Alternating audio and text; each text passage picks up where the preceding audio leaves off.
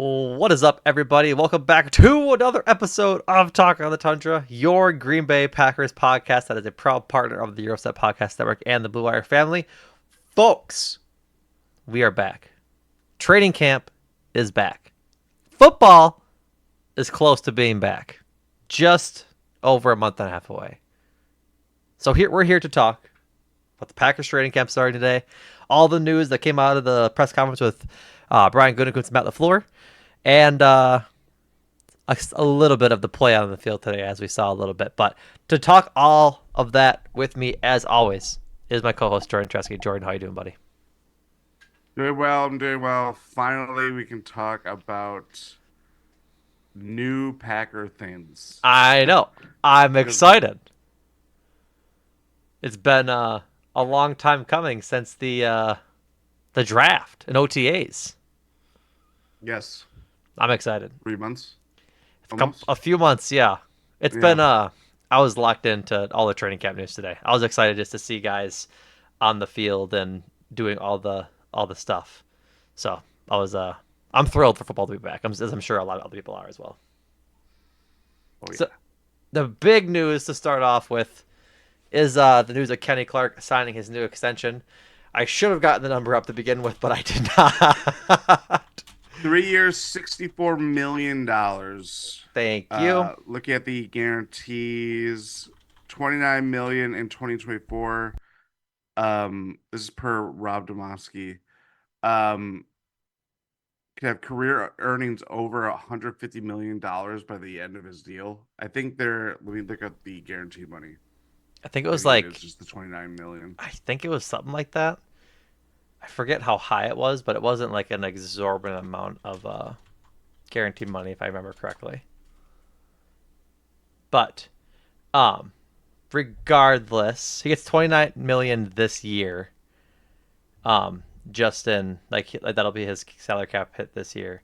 I don't see any guarantees in my quick scroll of Twitter. So regardless, uh, a Packer for probably life now. I think he's about to turn 30, or I'm sorry, about to turn 29. Gets his Mm, he was going into the last year of his current deal. This new deal will start when he's just about when he's 30. So I mean, obviously a huge get for the Packers to keep Kenny Clark. He's one of the guys that we had talked about over the offseason a little bit as a young third extension guy. He was young coming into the league, not even 30 when this contract will like officially start. But for all intents and purposes, has been a reliable guy for the Packers. Been a guy that is a leader in the locker room, like one of the quote unquote veterans of the locker room. Like he's probably close to being second oldest. I'm sure because obviously it's Preston, and then I'm pretty sure Kenny Clark is probably top five oldest Packers at the ripe old age of 28 and 7/8. yeah. So no, big get to maintain the culture that the Packers have fostered since he was drafted in 2016. Obviously, a big part of the team has been through all of it between like the heyday years of Rodgers through the beginning parts of LaFleur's era, and now with Jordan Love. Like he's just been the leader on the line at that nose tackle position for the better part of at least 5 years. So huge get to get them have Kenny Clark cross that finish line with his extension. Yeah, I think I when we talked about it over the summer or off season, basically the dead period, it was very much like Kay Clark is kind of the Spider-Man gif of saving the runaway train that's going off the track kind of thing Yep, from Spider-Man 2. Um, with Doc not that I have Octopus that. Yeah, Doctor Octopus. Um, sorry. But yeah, like we have just it's always been like, oh, let's get him some help. Like, especially after all the defensive lineman reinforcements that they have gone through the draft. Kay Clark is still there, the superior option, kind of the anchor in a lot of ways for sure. over the last couple of years, and just very dependable. I mean, he is like an all pro caliber player, and now in a league that Aaron Donald's gone, he's retired. Having like a super duper run stopper like Kenny Clark, he is easily top at minimum top five at his position. Him continue to get paid being so young when he was drafted and coming out of college, the fact that he can make up to over $150 million as a football player is pretty remarkable.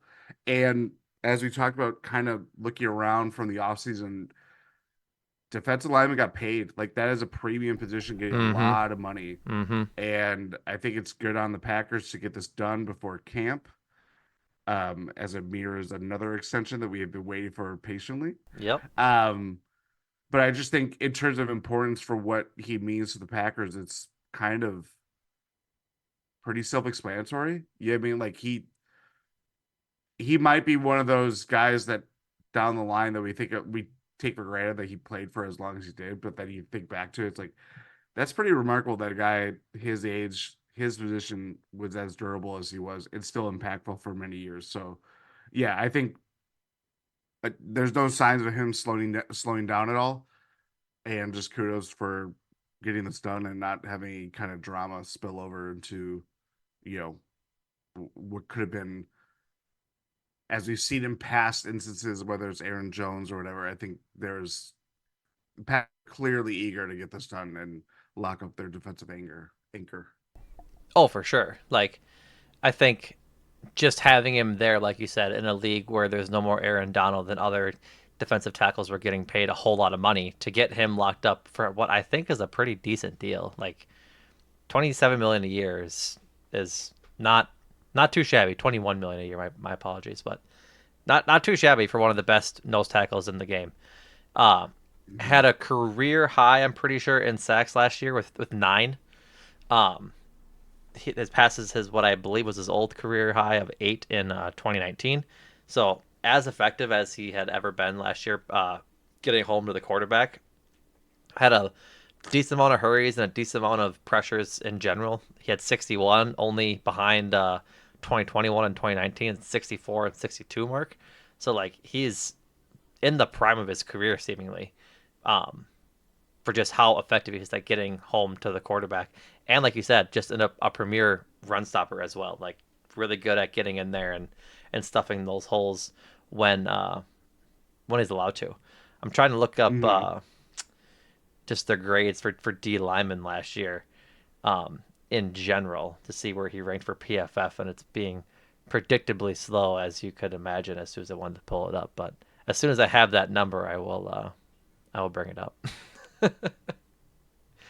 But yeah, it's in general just a good um a good thing for the Packers. Like you said, it comes before the other extension we were waiting to get, which we'll talk about Jordan Love in a minute. But to keep your captain and I think overall tone setter of the defense just here for his career, you'd imagine he'd be 33 when when this extension is done. Um, Yeah.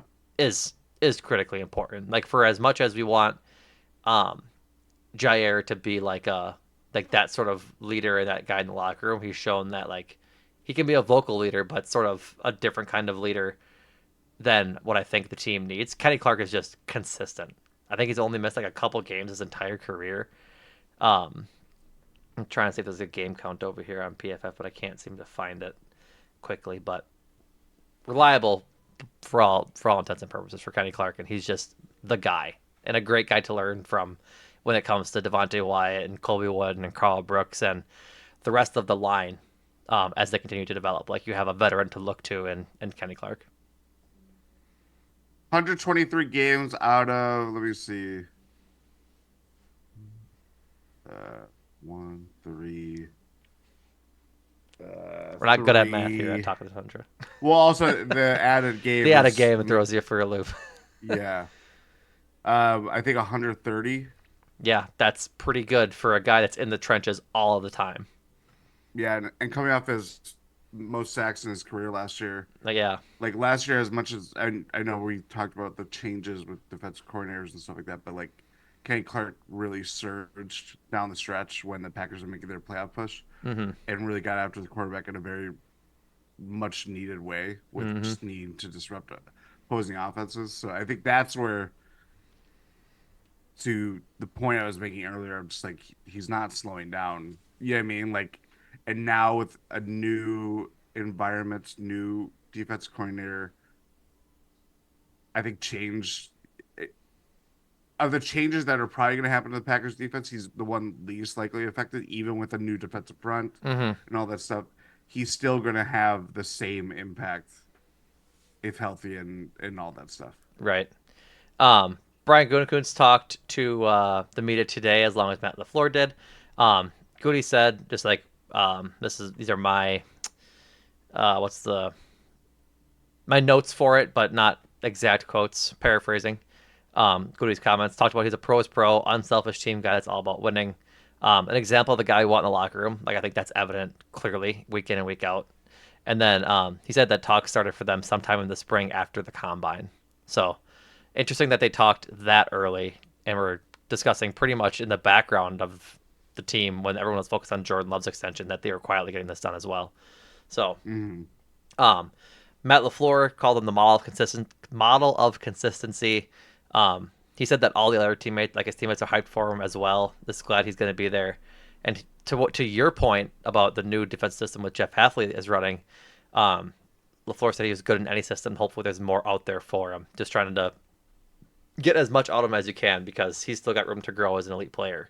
Like I don't think we've seen like the best Kenny Clark we can see yet, which is frightening, right?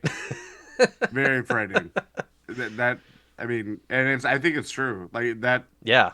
he can very well. Again, I just think there are a lot of good defensive linemen out there, and a lot of them like Christian Wilkins going to Oakland from Mm-hmm. Miami.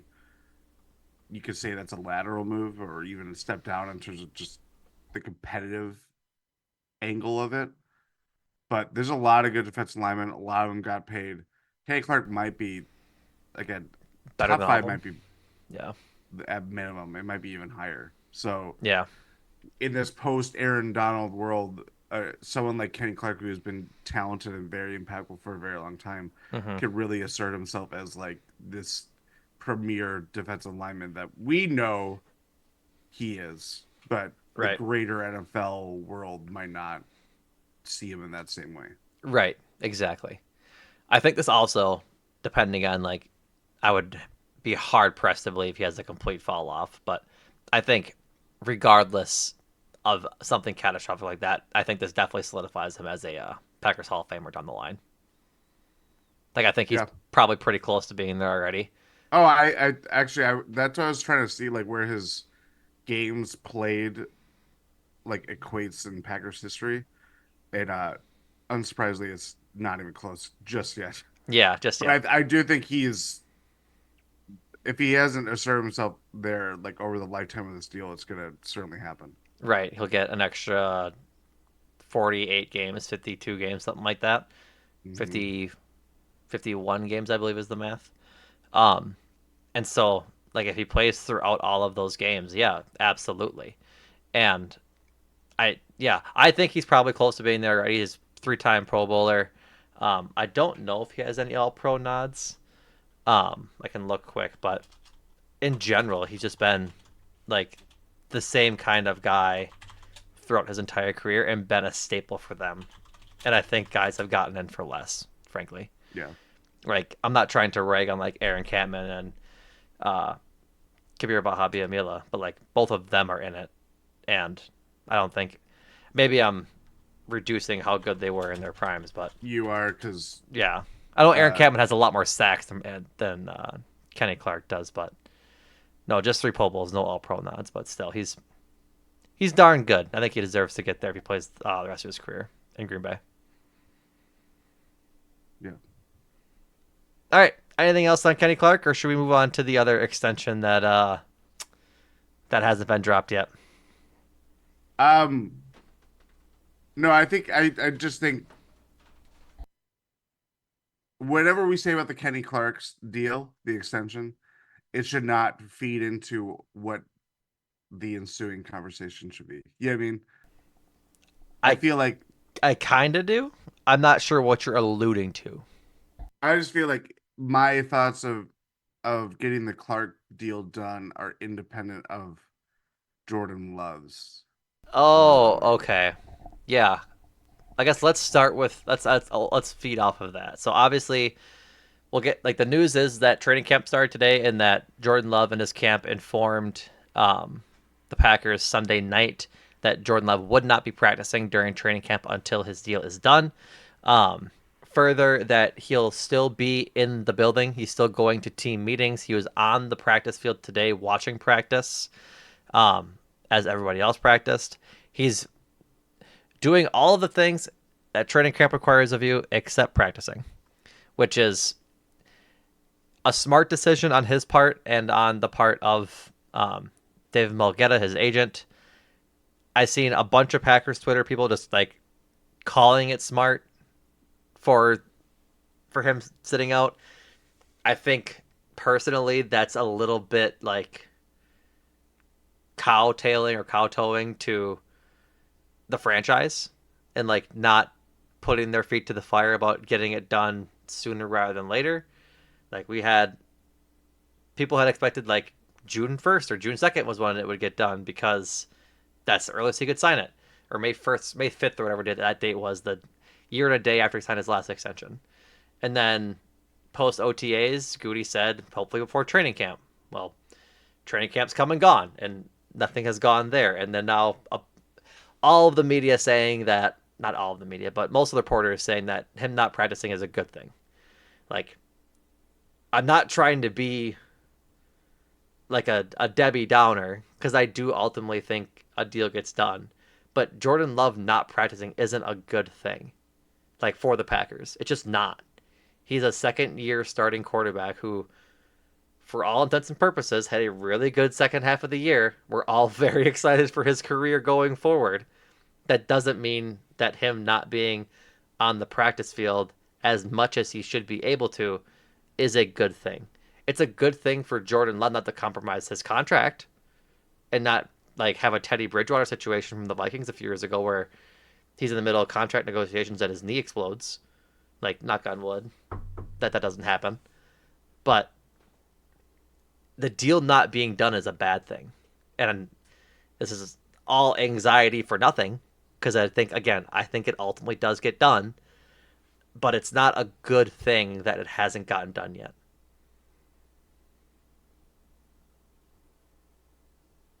I agree.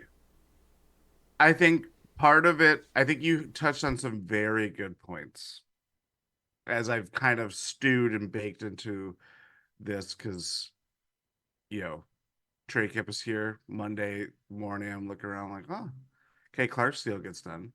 And you're like, maybe Packers being a very secretive organization, keeping things close to the vest, they would announce an extension start of the camp. Obviously that has not happened. I do think the only reason why this causes any kind of anxiety that Packer fans might have is because of the self-imposed deadline that Goody himself Yeah. put in Yep. post draft. Mm-hmm. And you could take that for what it is. In the long run, it might be nothing, but I it hope it does is nothing. create. I think it will be nothing. Yeah, it probably, for Like, all intents and purposes, will be nothing. yeah, I think in the grand scheme of things, it's very easy to look at it logically, and I know a lot of people are. Jordan Love has a lot of leverage after a summer of quarterbacks getting paid Yep. more than they ever have been. Mm-hmm. He's Adam Schefter say that he very well be the next $50 million quarterback by the end of the week, Yep. whatever that means, because contract parlance and NFL contracts are very just opaque, and Yep. you know what I mean, like Yep. it's foolhardy. Anyway, do all that stuff. He's the timing of him one agreeing to the extension that he did last year because it opened up this whole thing in the first place Mm-hmm. kind of helped him out to be like, hey, look what I'm doing. I Right. have to get paid and all that stuff. And as an organization, for where the Packers are at, you can't help but the timing of all this is not they agreed to this stance Right. when they reworked his extension, basically threw away that fifth year option stuff that we were kind of originally this time or 15 months ago were kind of like, what Right. are they going to do? What is that going to look like? Blah, blah, blah, blah. Mm-hmm. Now it's a whole other kit and caboodle where you're talking about big bucks. You're talking about money. You're talking about, Aaron Rodgers signed huge mega deals after kind of the team friendly extension that he agreed to, like during his first year as a starter, 7 games in. Right. We remember the big game deals, but we don't remember how it started. Jordan Love essentially did that last year. The difference is that the time of hit, like when Aaron Rodgers got those mega deals, it was after the Super Bowl win. It was Right. after, he was well established as, if not the best quarterback in the Yeah. league, one of An the MVP most. season, a Super Bowl, and multiple years of contending. Yeah, and we think Jordan Love can reach that peak. He's not there yet, but it's clear that he's an ascending quarterback. Right. The only anxiety on top of just the self-imposed deadline, so there's two things of anxiety, is that you just haven't seen enough of him to think like, well, is this really going to pan out? And I think that's where the Packers are sitting too. Like, I think the Packers believe in him as a quarterback, as all of the fan base does as well. But I'm sure there's a little voice inside of Russ Balls and Brian Gutekunst's head of like, what if he has some sort of fall off, and we're committing a lot of money to what ends up being a league average quarterback. Again, I don't think anybody in the building believes he's going to be a league average quarterback. Like at his best, like that's what his career will pan out to be.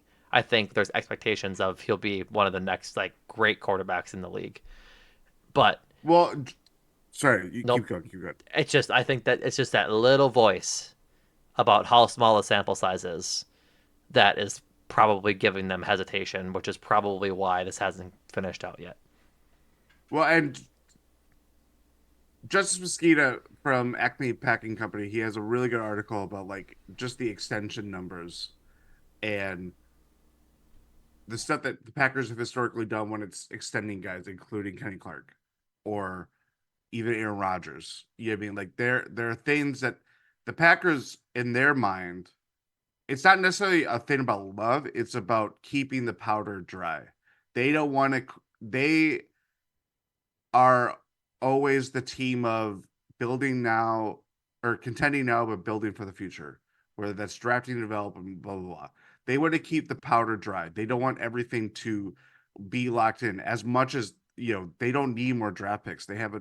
This team is as young as it can be, and building on top of it, it's we would hope that it's everything else is a luxury at this point because they have a lot of ascending talent, all that you hope that all coalesce at the same time.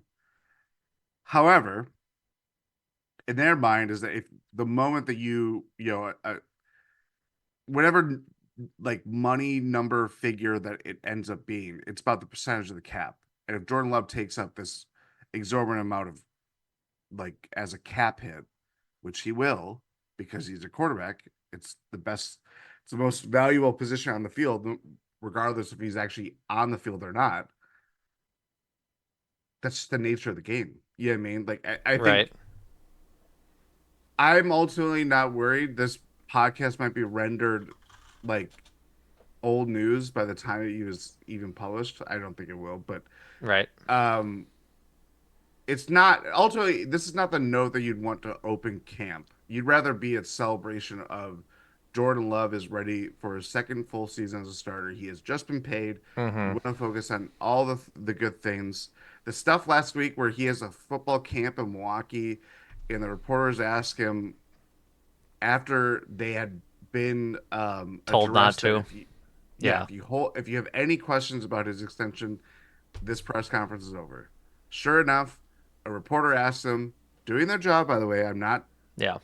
discrediting what they're doing, but he's true to his word, and the press conference is over. Yeah. He With a said big smile. he, With a big smile, I think is an important yeah, it's not like this, contextually. yeah, rough way, Yeah. but these things take time, and I think to your other points, I'm going on longer than I wanted, but to your other point of a lot of the people like boots on the ground, the people that were there for the start of training camp, all these great Packers people, and they're like, it's not a big thing. It's not a big thing. Yada yada yada. I'm not saying that they know anything more than anything. They do usually know more than I do. That's for certain. But like, I'm not saying that they know something is afoot or it's very close. It's just it may be a day or two more. Blah blah blah. But I do think it felt very measured and it felt very controlled. Like we don't want this to be where it's labeled a holdout because it's not. Right. Even when Right. it was breaking on Twitter when Goody's at his press conference, Mm-hmm. there were some national reporters labeling it as a holdout when it's not a holdout. He's Right. there, but he's just not practicing. Right. A Which I holdout would be think. just Go ahead. a holdout would just be he's not there at all. He wouldn't be in the building. Yeah. Yeah.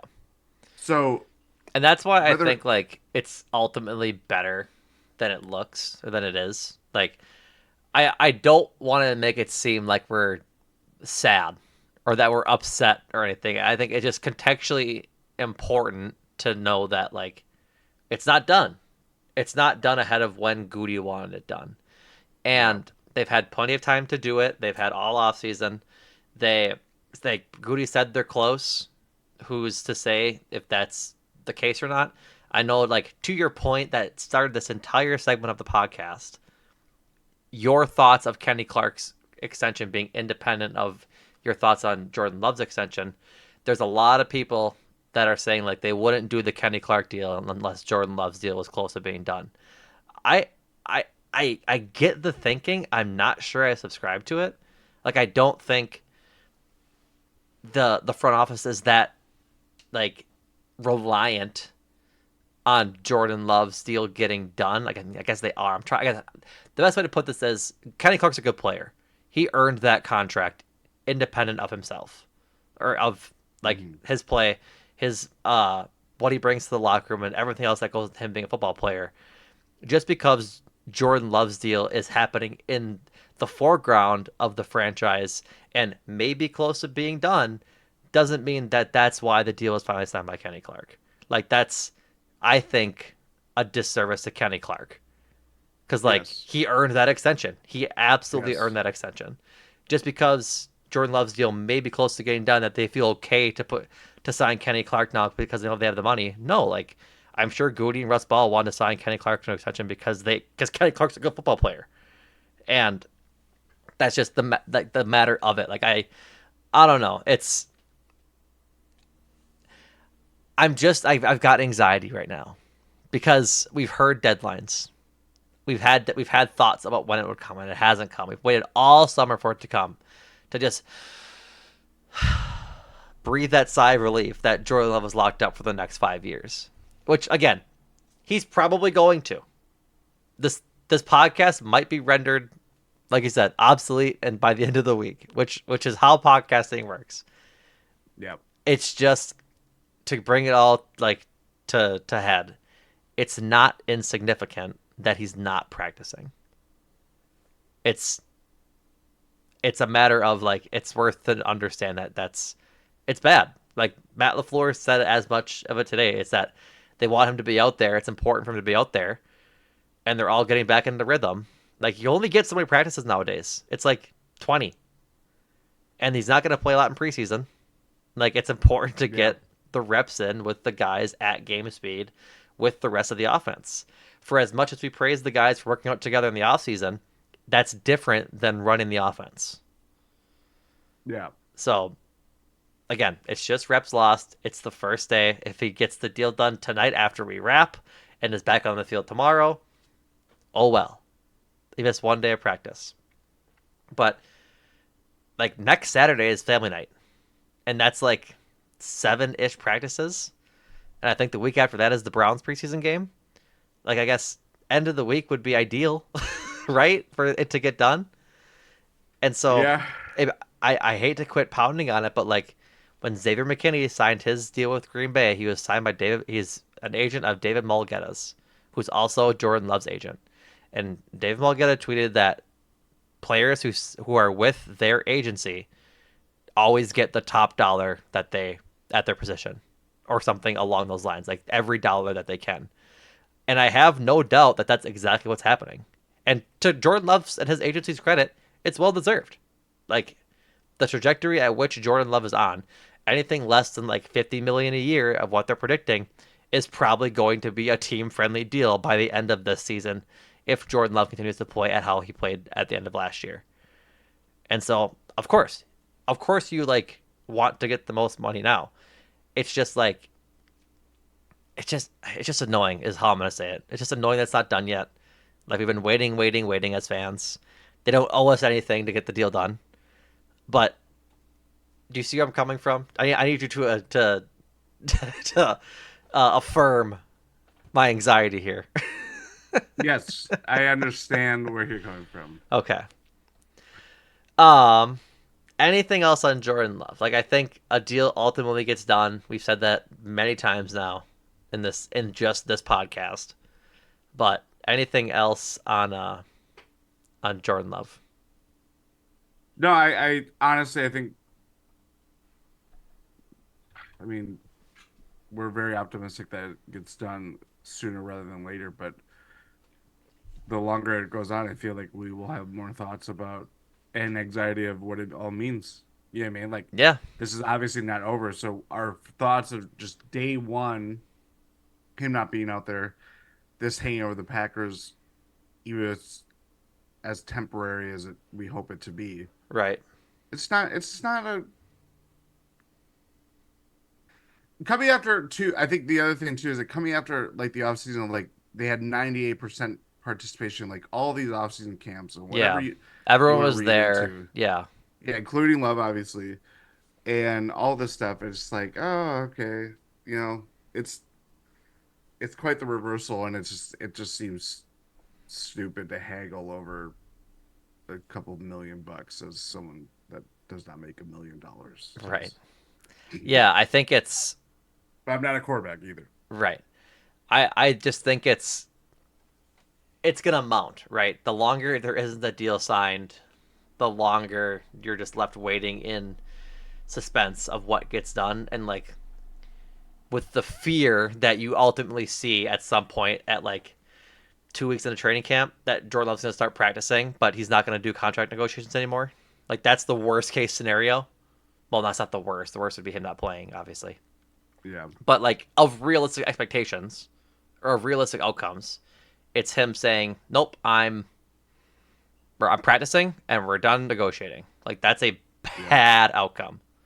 Again, probably have too much anxiety in me right now. But I think it's just like the longer you don't hear something on the deal, the longer and the bigger that suspicion grows, which is not fun to have in your brain. yeah. So let's talk about the rest of the news out of training camp. Like we said, Brian Gutekunst and Matt LaFleur talked to the media today. A few things of note. Zach Tom came off the physically unable to perform list today. So he's healthy and practicing. He didn't do any of the team drills. He just did one-on-ones as they ease him back into practice. So good thing that he is practicing and healthy. Goody said Tucker Kraft is progressing from his pec injury as well. Matt LaFleur had the same about him. Um, I guess for you, this was of note to me as well. They asked how long the kicking battle is going to take. Like how long does Goody plan on rostering 3 kickers? And Goody said, and I quote, "It's going to take as long as it takes," which I I don't saw that. love that answer, but it's the right answer I made my thoughts known. about Anders and the kicking. Yeah, I suppose you have them it's when all or they. nothing. I mean, it's probably nothing. It's the guy today. I forget who it was. It wasn't James Greg. Turner. Yep, he went like 4 of 6 on the day or something. Not encouraging, frankly. Like I would Well, rather. this is my whole. I'm gonna go on this. We did this last year. I want you We to. did this. We did this last year. We will. This is my PSA. There are great Packers beat reporters. There are a lot of them. They're there. They're watching these kicks. Them just tweeting out 4 for 6. Yada yada yada. You're gonna say that about James Hurd one day. You're gonna say that about Anders Carlson the next day. You're gonna say that about Greg Joseph the other day. It does not matter. We I are part of the machine. Get on board, ride or die, Anders. I'm getting too crazy, but I just think that does not help with this kicking competition. Is that like I know it's the most basic information. It's literally relaying how many kicks does a kicker make out of the attempts that they have made or attempts that they have attempted. Um, but we're just gonna be like, it's 4 for 6. Get Anders on there. You know what I mean? Like we're just going so like so contextually, it seems like they're going to give each kicker their own day. Today, James Turner was took all the kicks. No Anders, no Greg Jimmy Joseph. Turner. Then tomorrow it'll be whoever, and the next day it'll be whoever. I don't think it's insignificant though. Like a good kicker should be making all of their kicks. And so unless they're like deep, right? Like there has to be like some context in that if they're making like missing like 60 yarders, sure, there's a little bit of grace there. Yeah. But if we see James Turner and Anders and Greg Joseph missing like 40 in extra points, that's not good. And the discussion around the position matters because if we transport ourselves back about 7 months, it really matters. And I don't want to do it either, Jordan. But I think like if it, I know you have a smile on your face now for audio listeners. It's probably going to be the Battle of Cam, Yeah. which is unfortunate. Matt Friedman predicted it after the draft, which was just absolutely wild to me. I mean, it's wild, but it's not it's not untrue. It's not untrue, and I understand it. I love a good kicker. This is not me denigrating kickers out there. Oh, I know. This is just it just feels I just could feel getting very frustrated going through the motions of like day one. Turner's Day, 4 for 6. Wind was blowing 6 miles out of the northwest. You know what I mean? Like, just I feel like a weird, like old timey scout from like Yeah. Moneyball. No, I know. He doesn't love the game. I He's get got no leg. I get that, but that's all you have on them. I know it's a zero sum position.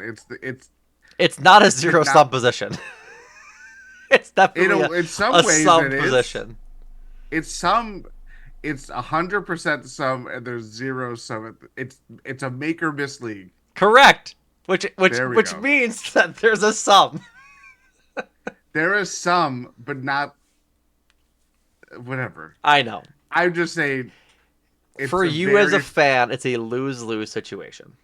Like yeah, because it's a very thankless job. Like yes. literally every time that you are trotted out there, you are expected to make a field goal. When you aren't, everybody's cursing at you like, "What a bum!" You know what I mean? Like that kind of like Rational fans, yes. Or yeah, no, but are no. not, but like basic casual fans probably. But I've there's seen rational men just turn into animals I've when I've been one of them. I've been an animal. It's but it's like at some point like you yearn not for the oh minds, oh but you yearn for just consistency. Like don't make me hark the name of Robbie Gould or Justin Tucker or any other just like consistent, reliable kicker. Mason Crosby, Mason for all Crosby. intents and purposes, was for the most of his career. He had some pretty bad bouts through the middle of the 2010s, but for all intents and When you play purposes, as many games as he has, though, like you're gonna but have you bad build that, kicking games. but right, but you build that trust with fans, right? Yeah, Like Anders doesn't have that. Neither does James Turner or Greg Joseph, for that matter. And so it's just like you can't compare anyone to Mason Crosby because he's one of the Packers, like one of the all-time like great kickers, and he's had multiple game-winning field goals. It's just like I think fans want that because that was the standard for so long. Like Mason Crosby was missing place kicks or like points after and things like that. It's just like mhm. you want just an easy breezy cover girl kick. Like you just want Extra point, I can look away, I can go get a beer, I can go up to the bathroom and not come down to like, why the hell do we only have 6 points?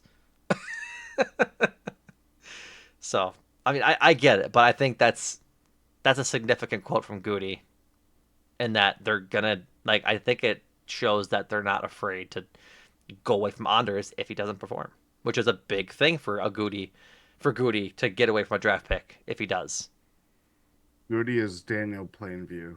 He's got a competition in him. You know what I mean? Yeah, I mean, he said it all last year and all this year too. That competition's good for football.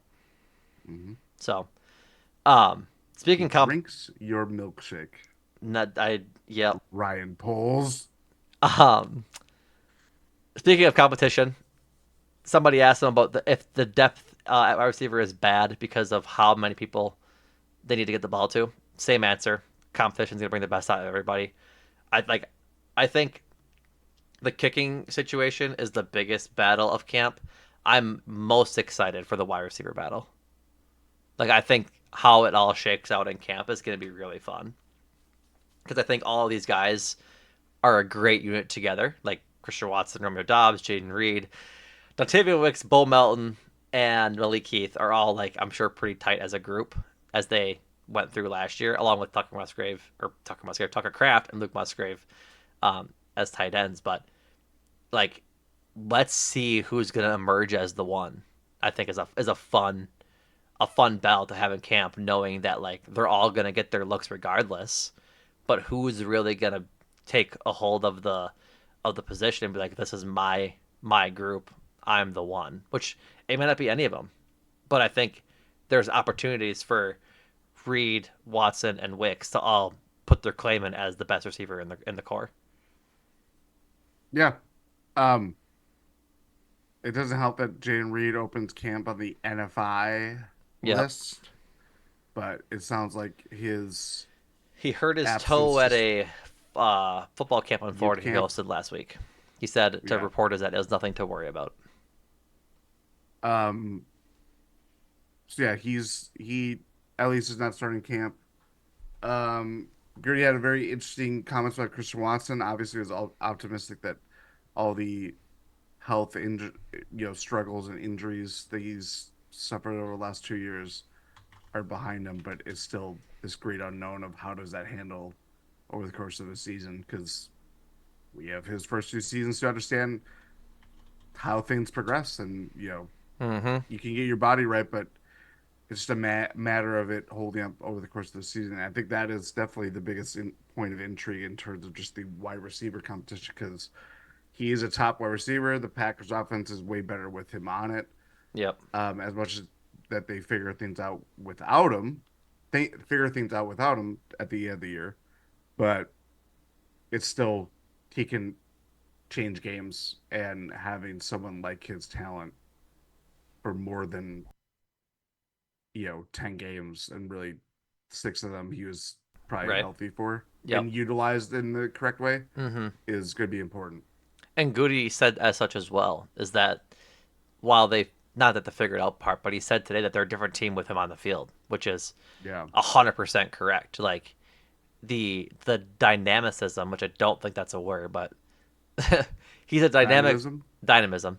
Uh, he has is just incredible. He makes their offense so much better, and it gives them so many more options when he's on the field. But if he's not on the field, they can still get by with the talent they have because that wide receiver position is so deep right now. But I think he's just it's a whole new level of offense when he's out there, and so hopefully he is out there for the majority of the year because if he is, that means hopefully he's obviously stayed healthy, but that he's Mm-hmm. also like super effective with his time on the field, which is Yeah, ultimately good for the Packers. absolutely. So, Goody also talked about Eric Stokes and that um, that his decision on the fifth year was strictly related to injuries because he thought he liked how Eric Stokes played last year when he was out there, and that he um, expects a big year from Eric Stokes this year as well, which I think we would also probably expect that too. It would certainly help the uh, cornerback room. Yeah, it's not thin, but it's not exactly deep either. Like Jair, Stokes, and Carrington Valentine are like three guys we think we can that we know we think can play, but after that it gets a little tenuous. You have Keyshawn Nixon playing like corner slash safety at times, mostly slot corner, and then Javon Bullard started at safety today next to McKinney in training camp, which is definitely of note, given that I forget who else they brought in, but um, if he's starting next to McKinney, that's a good thing for McKinney. It'd be like or Anthony for Johnson or oh yeah, Zane Anderson, right? Is the other safety? he's really a special He's a special teamers. teamer, but I think is like, but yeah, Anthony Johnson Jr. was the other one. There's another one. I'm gonna get bogged down by someone Yep, that that's fine. might even not make the roster, but Right. no, I do think yeah, it's like the cornerback specifically. It's like they are not everybody's pretty unproven. Like the only person I feel if I'm this could be sacrilege. I know how good Jair Alexander. It's just been, I know how good he is. Just last year was kind of obviously a lost year in a lot of Right. ways. Yep. I just think the person that has the most like sure stock going into this year right now is Keyshawn Nixon. At corner, Yeah, like he's I it. guess. It's a lot of it's a second year guy in Valentine. It's a journeyman guy in Valentine. It's Jair coming off of last year. We know he is all pro level guy. Right. Stokes has, I mean, hasn't been a Play. corner like true player in 2 years. Keyshawn Nixon is about the sure thing that they have right now, coming off of last year. Not to just base everything off last year, but Right. that's what I'm just trying to say. No, I get what you're saying. I just think that it's. I think I'm ready to call Jair like a sure thing. It's just whether or not he can stay healthy. Like that's been like his problem too. He's been having back injuries and other little things here and there. But when he plays, and I think, frankly, playing under Halfley is going to help him a lot. He'll Yeah. probably. I know that I saw today during camp that like Andy Herman and the beat reporters were saying that like screens were getting stuffed up by the defense all day long. Like there was no progress on any sort of screenplay, and that was evidence of the corners getting down in coverage and getting a chance to go make a tackle versus dropping back or something. And so Mm-hmm. like that's good. And if they can play with an intensity that throughout the season like that, that'll be good for them. But um I see where you're coming from for sure. I just like don't think Keisha Nixon's a good enough like corner to be called like the sure guy. Like he's made good plays for sure. Like I'm not discounting that. I just think that Carrington Valentine, again, like you said, second year guy, but I think he's better than Keyshawn. And I'm I can put faith in Jair to have a good season at this point, given how everything else around him kind of changed. Yeah, I just think he has things to prove, Oh, and totally agree. Like I agree with what I'm you're not, saying. yeah. Until I see it on the field, I'm not just gonna be like, I understand. Just need to be refreshed and stuff like that because it's that still comes with some Jair things. Let's just Yeah. say. No, I totally agree. I get it. So, um, couple other things to get through. Edgerrin Cooper doesn't start on the team, but he comes in after literally the first snap and plays with Quay Walker and Isaiah McDuffie. So he was getting looks as well um, in practice today. And I think like our last big topic here is the offensive line. The starters go across the line: Rasheed Walker, Elton Jenkins, Josh Myers, Sean Ryan, and Andre Dillard. Like we had mentioned at the top or at the beginning of this quote unquote segment, is Zach Tom wasn't doing team drills today. He just did individual one on one, so he wasn't in any of these. But um, notably, during their press conferences, I forget who asked it, but someone asked, I think Matt LaFleur, if they're going to try and stick. Um, why am I blanking on his name? Jordan Morgan. Thank you. I was like, it's on the tip of my tongue, but I couldn't. It just wasn't coming to my to words. if they're going to keep Jordan Morgan at one spot or if they're going to rotate him around the line. And it made it like I believe Goody's comments or I'm sorry, Matt LaFleur's comments said time will tell.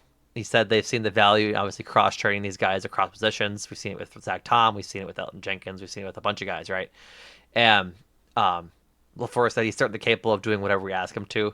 Today, I believe he got snaps um, at left guard, if I'm not mistaken. I'm trying to find those those tweets, but regardless, we can jump over for a second. They were giving Elton Jenkins snaps at center today, which I think is very interesting because Hmm. I believe they put Elton at center and then Morgan was at left guard. So it was Walker, Morgan, Jenkins, Ryan, Tom would be like the starting five. Yeah. But I guess what are your thoughts on that? He Elton Jenkins did play center in college. At Mississippi State, he played a majority of center in college. Has obviously went to a Pro Bowl and I think an All Pro name as a left guard or as a guard. Obviously, has played tackle when they needed him to. Um, I guess what are your thoughts on that? Um, I think it's very intriguing that this is how they started out. I think ultimately it comes down to two things. One, just the competition that Brian Gutekunst loves. He feels in his bones. I think two, it will evolve over time. I'm not gonna put stock into what one or day one what the offensive looks like versus like day 5 or day 15 or the practice right before the week before their first game.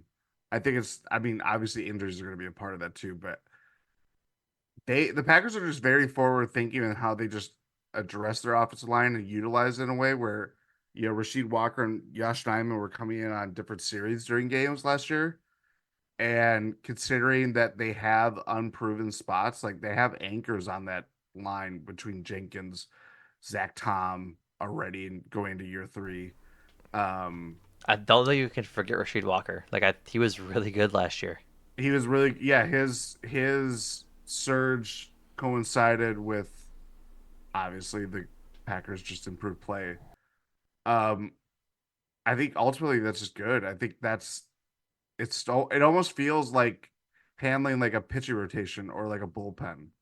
Yeah, I mean, like if you have the depth there, which is obviously the biggest question, um, versus like years past with this offensive line, yeah, having the rotation for guys, even when you're not necessarily worried about injuries, you're just more worried about durability over the course of a long season. These guys are just doing repetitive motions Mm-hmm. over and over and over again. They're Mm-hmm. freaking huge. Right. So, yeah, I think that to me is much like the kicker scenario. I think this is it's going to involve, I should say, unlike the kicker scenario, I think it's Yeah. going to evolve over time. And guys are just going to get different looks. I think the fact that Jordan Morgan specifically, he practiced at 4 different spots over minicamp and Yep. off-season stuff, just kind of shows you that they really adhere to this versatile, you know, lineman kind of rotation, I guess. Yeah, I think like having these guys be flexible across the entire line is really good for the Packers because of just like how injuries play into the NFL just inherently. But I think the Packers having their best five out there is obviously the goal every time. But it makes for a lot of interesting scenarios where, okay, if, excuse me, if Tom moves to center, they put Yeah. Jordan Morgan at right tackle, then it's Josh Myers and Sean Ryan battling for right guard. If they put uh, EJ at center, then Jordan Morgan likely goes to um, left guard and battles uh, Sean Ryan and Josh Myers for two of the three or two of the guard spots. And then if they keep Josh Myers um, at left guard, or I'm sorry, if they keep Josh Myers at center, then EJ goes to left guard, and then there he is battling Sean Ryan again for right guard. Like I think there's three of the lines set right. Rasheed Yeah. Walker is set probably at left tackle because he was really good there last year. Left Elton Jenkins somewhere, either left guard or center, and Zach Tom either at right tackle or center. And then however they figure out where Josh Myers, Sean Ryan, and Jordan Morgan fit in, I think is just how training camp shakes out. Like I don't Yeah. think like I think my optimal lineup or my optimal line would be Walker, Jenkins, Myers, Morgan, Tom. Because I just think that like it's the left guard isn't as important as left tackle when it comes to protecting the blind side of the quarterback, but it's still the blind side of the quarterback, and I still want my Yeah. two best guys over there. Which like Walker can be argued as a quote unquote best guy because he has one season of really good tackle play, but he was darn good at blocking Nick Bosa in the playoff game last year. And um, EJ is probably the best lineman on the line. And so if you have two really good linemen like that, like there's not going to be a lot of pressure getting to Jordan Love's backside more times than not, right? And then just making sure that the rest of the right side of that line, center, right guard, right tackle, is just as shored up as it can be. Obviously, Zach Tom's going to be there. Where center and right guard shake out is yet to be seen. But I think we'll obviously you'll get that answer by the end of training camp. But I think it's going to be intriguing for sure because like there's been a lot of allure around Sean Ryan, and there's that fun stat where like 95 of the time percent of the times that Sean Ryan's on the field on the line they score a touchdown or something. But that's obviously not a correlation causation kind of thing. But there's been frustrations with Josh Myers. You and I have both voiced those. And if they can somehow get a center in there to take over for Josh Myers by next year, so be it. But I just, it's going to be an interesting battle for sure. Like that and wide receiver, I think is like the most intriguing because the Packers' offensive line is good. And so Yeah. how good can they be shakes out to how they finish out the fourth and fifth spots of their line. Absolutely. All right, Jordan. Anything else you want to talk about? I think we kind of covered the first day of training camp.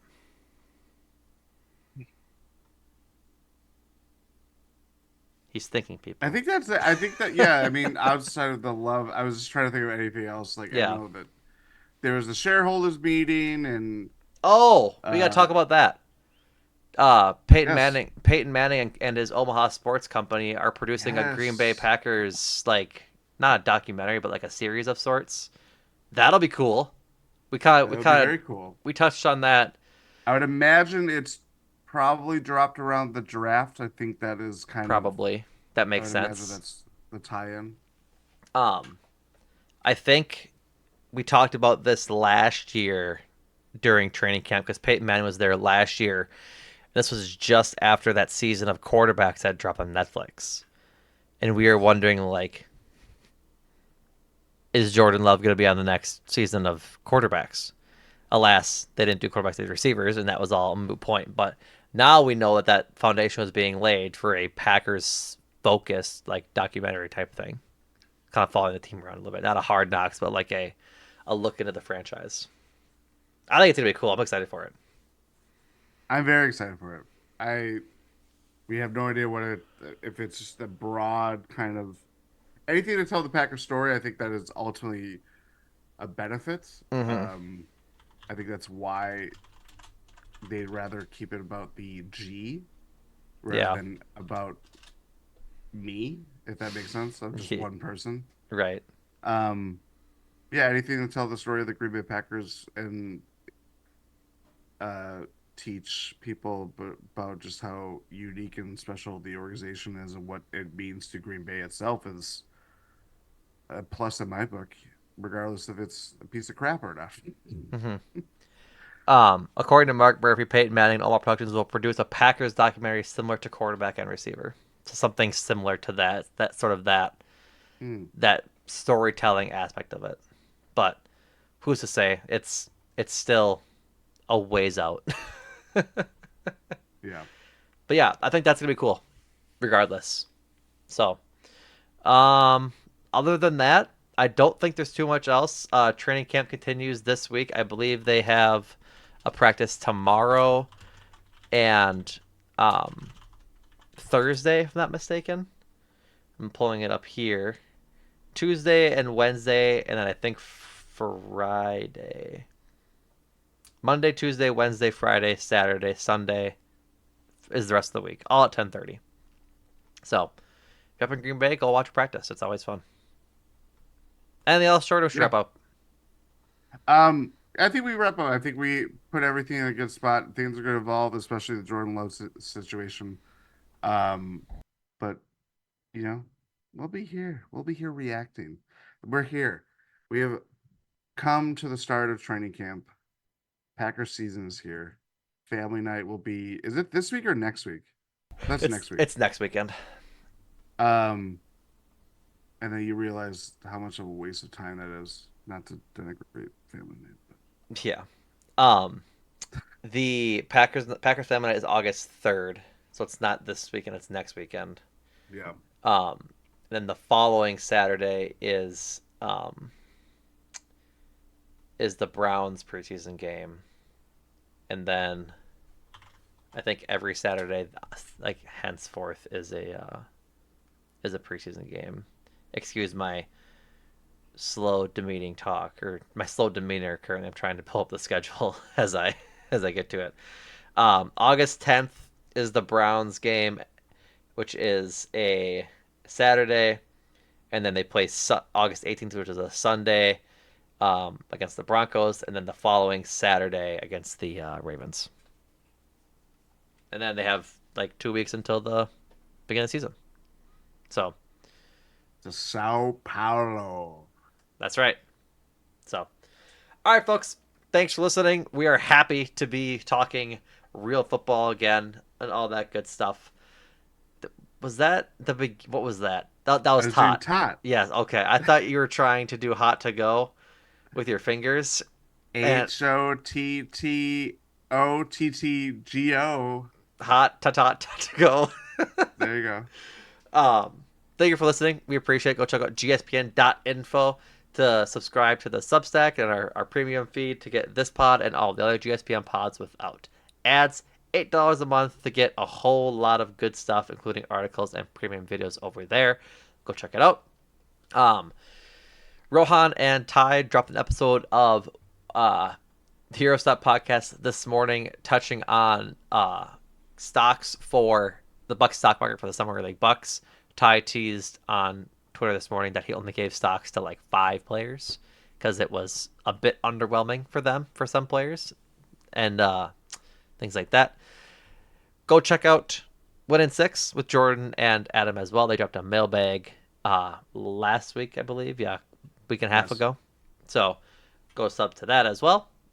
Brewers unfortunately lost tonight at the first game of a 3-game series against the Cubs this week, but Adam and Andrew dropped a pod on Cruising for a Bruising on the Brewers sweeping the 2-game set against the Twins over the weekend. So go check Cruising for a Bruising. And made time for this, dropped a new episode as a quick fire catch up on a busy 3 months of movies as they talk about all things movies. I think I forget what the picture was that they tweeted it with, but there's a lot of movies that came out. Long Legs It looked like the Kevin was Costner oh yeah, yeah. Horizon. Yep. Yep. The next episode is for Long Legs, so go be sure to check out that as well. So, Kevin like I said, Costner making Dances with Wolves Part 2 34 years after the first one came out. Kevin Costner making Yellowstone but the movie. Yeah. But So, yeah. Mhm. all right, folks. Thank you for listening. Like I said, go subscribe to the GSPN Substack. A lot of good stuff over there. We'll be penning some things shortly, um, along with everything else that's been penned all there already. So go check it out. We would appreciate your support. We'll be back later this week with another episode of Talk of the Tundra. Until then, thank you, and Jordan, thank you. I did toot instead of tot. Sorry. Thank you. Thank you for doing Toot.